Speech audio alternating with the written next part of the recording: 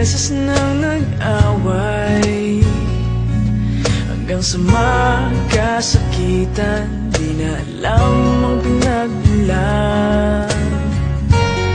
Pati maliliit na bagay na napag-uusapan, bigla na lang pinag-aawayan.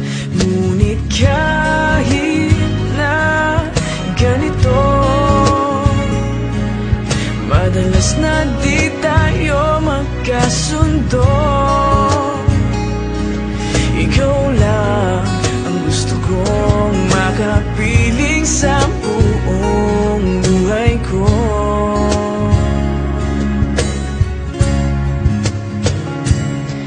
Kahit na binabato mo ako ng kung ano-ano, ikaw pa rin ang gusto ko. Kahit na sinasampal mo ako